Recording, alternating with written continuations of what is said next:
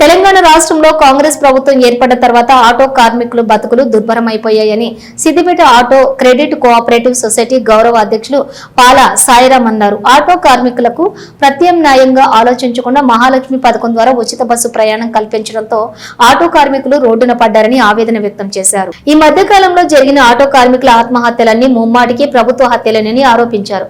సిద్దిపేట జిల్లా కేంద్రంలోని Siddipet auto credit cooperative society ఆధ్వర్యంలో కాంగ్రెస్ ప్రభుత్వం ఆటో అన్నలకు బాకీ కార్డు గోడపత్రికను ఆవిష్కరించారు. అనంతరం పట్టణ పురవీధుల గుండా ఆటోలతో ర్యాలీ నిర్వహించారు. ఈ కార్యక్రమంలోని సొసైటీ గౌరవ అధ్యక్షులు పాల సాయిరాం ముఖ్య అతిథిగా పాల్గొని మాట్లాడారు. కాంగ్రెస్ ప్రభుత్వం ఆటో కార్మికులకు ఇస్తామన్నటువంటి 12,000 రూపాయలను ఇప్పటి వరకు చెల్లించకపోవడం ఏమిటని ప్రశ్నించారు. ప్రతి ఆటో కార్మికునికి కాంగ్రెస్ ప్రభుత్వం 24,000 రూపాయలు బాకీ పడిందని తెలిపారు. పక్క రాష్ట్రమైన ఆంధ్రప్రదేశ్ లో ముఖ్యమంత్రి రేవంత్ రెడ్డి గురువైన చంద్రబాబు నాయుడు 15,000 రూపాయల చొప్పున ఆటో కార్మికులకు ఇస్తున్నారని, చంద్రబాబు శిష్యుడైన రేవంత్ రెడ్డి తెలంగాణలో ఆటో కార్మికులకు జీవన భృతి ఎందుకు ఇవ్వటం లేదన్నారు. ఆటో కార్మికుల సంక్షేమం కోసం వెల్ఫేర్ బోర్డును ఏర్పాటు చేస్తామని కాంగ్రెస్ ప్రభుత్వం మాట తప్పిందని ఆరోపించారు. ఇప్పటికైనా వెల్ఫేర్ బోర్డు ఏర్పాటు చేసి కార్మికులకు ఇస్తామన్న జీవన భృతి ఇవ్వాలని డిమాండ్ చేశారు. లేని పక్షంలో ఆటో కార్మికులంతా ఏకమే రాష్ట్ర ఆందోళన చేపడతామని హెచ్చరించారు. ఈ సందర్భంగా ఆటోలకు కాంగ్రెస్ బాకీ కార్డు స్టిక్కర్స్ వేసుకుని పట్టణంలో ర్యాలీ నిర్వహించారు. కాంగ్రెస్ ప్రభుత్వం చేసిన మోసాన్ని ప్రజలందరికీ వివరిస్తామని ఆటో కార్మికులు తెలిపారు.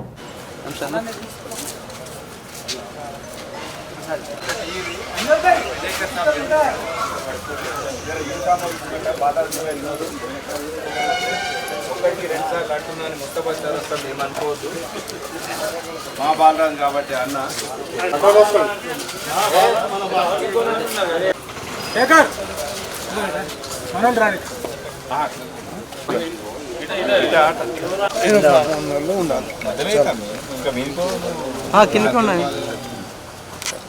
మీరు వెనుక పోవాలి, అందరూ వస్తారు. తెలంగాణ చెల్లించాలి 24,000 ఆటో కార్మికులకు వెంటనే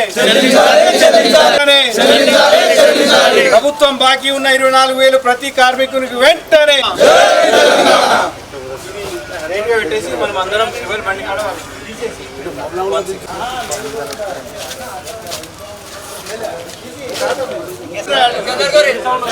చూడండి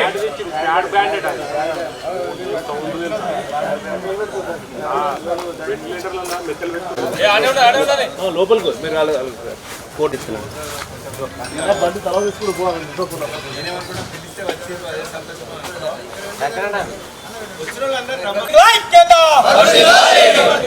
ఆటో కార్మికుల ప్రతి కార్మికునికి 24,000 వెంటనే ఏర్పాటు చేయాలి. ఆటో కార్మికుల సంక్షేమ బోర్డు వెంటనే తెలంగాణ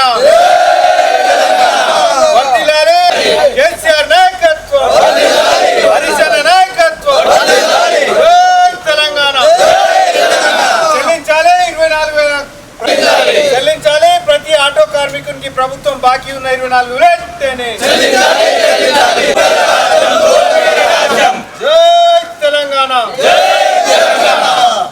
చెల్లించాలి. ప్రతి ఆటో కార్మికునికి బాకీ ఉన్న 24,000 వెంటనే చెల్లించాలి. ప్రతి ఆటో కార్మికునికి ప్రభుత్వం బాకీ ఉన్న 24,000 వెంటనే ఎట్లా జై తెలంగాణ.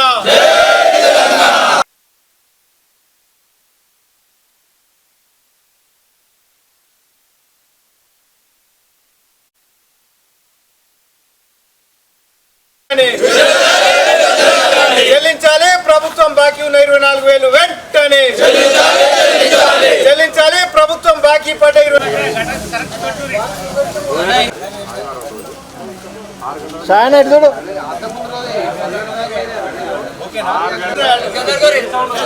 చూడండి.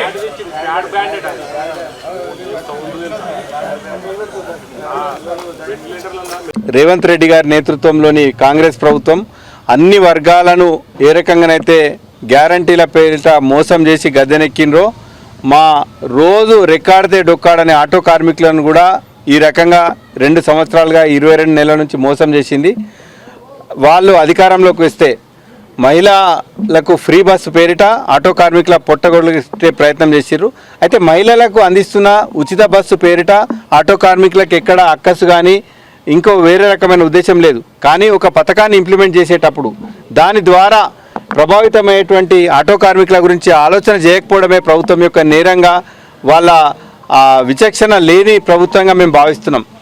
రోజు ఇంతకుముందు గతంలో ఒక 1000 రూపాయలు సంపాదించగలిగే, 500 సంపాదించగలిగే ఆటో కార్మికుడు ఇప్పుడు ఫ్రీ బస్సులను ఏర్పాటు చేసిండ్రు.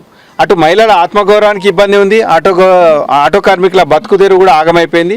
ఇటీవల ఈ రాష్ట్ర ప్రభుత్వం గద్దెనెక్కినాక 100 మంది ఆటో కార్మికులు ఆత్మహత్య చేసుకున్న విషయానికి ఇది ప్రభుత్వ హత్యలు కావా అని చెప్పి మేము ఆటో కార్మికులందరి పక్షాన మేము ప్రశ్నిస్తున్నాం.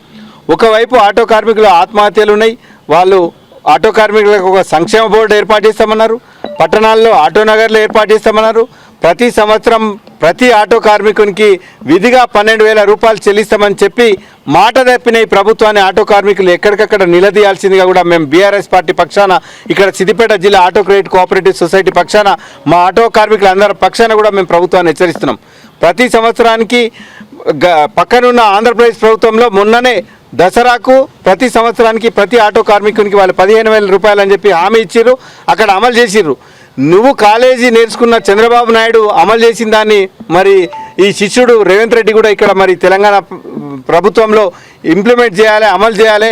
తద్వారా 2 ఏళ్ళుగా బాకీ ఉన్నటువంటి ఆ ప్రతి ఆటో కార్మికునికి బాకీ పడ్డటువంటి 24,000 వెంటనే చెల్లించాలని, లేదంటే మొత్తం రాష్ట్రం ఆటో కార్మికుల ఆగ్రహంతో బగ్గుమంటారని చెప్పి కూడా మేము హెచ్చరిస్తున్నాం.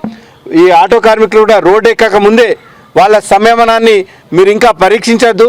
రోజు రెక్కాడితే డొక్కాడని ఈ ఆటో కార్మికుల ఉసురు పోసుకోవద్దని చెప్పి కూడా మేము ప్రభుత్వాన్ని హెచ్చరిస్తున్నాం.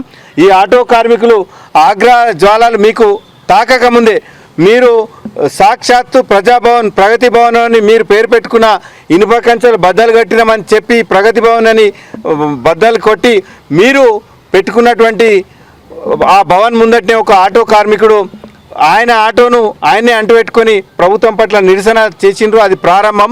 ఇంకా ఈ అగ్ని రగలక ముందే ప్రభుత్వం వెంటనే గుర్తించి ఆటో కార్మికుల ఆందోళనను తొలగించేలాగా వారికి మీరు హామీ ఇచ్చినట్టుగా మీరు గద్దెనెక్కడానికి బూటకం హామీ ఇచ్చిండ్రు. ఆ హామీని కొంతమంది విద్యావేత్తలు, ఐటీలో పనిచేసే ప్రొఫెసర్లు ఊకుంటారేమో కానీ రోజు రెక్కాడితే డొక్కాడని ఆటో కార్మికులు, ఒక్క ఆటో కార్మికుడు ఒక 100 మందిని ప్రజలను ప్రభావితం చేయగలిగిన శక్తి ఉన్నది. ఆటో కార్మికుడు అంటే పేదవాని అంబులెన్స్. కాబట్టి వీరి పట్ల ఈ నిర్లక్ష్య వైఖరి, మోసపూరిత వైఖరి ప్రభుత్వం మానుకొని వాళ్లకు బాకీ పడ్డ 24,000 వెంటనే బేషరతుగా ప్రతి ఆటో కార్మికునికి చెల్లించాలని, మీరు ఎన్నికల ముందు హామీ ఇచ్చినట్టుగా వెంటనే ఆటో కార్మికుల సంక్షేమ బోర్డు ఏర్పాటు చేయాలని చెప్పి కూడా ఆటో కార్మికుల అందరి పక్షాన మేము డిమాండ్ చేస్తున్నాం. లేదంటే ఆటో కార్మికులందరినీ సమీకరించి పెద్ద ఎత్తున ఆందోళన చేసి ప్రభుత్వం మెడలు వంచి మీరు ఇచ్చిన హామీలు ఆటో కార్మికులకు అందేలాగా మేము కృషి చేస్తామని చెప్పి బీఆర్ఎస్ పార్టీ పక్షాన కేసీఆర్ గారి, హరీష్ రావు గారి నేతృత్వంలో ఎల్లవేళలా ఆటో కార్మికులకు మేము అండగా ఉంటామని చెప్పి వాళ్ళకు భరోసానిస్తున్నాం. ఇటు ప్రభుత్వాన్ని కూడా హెచ్చరిస్తున్నాం. Thank you.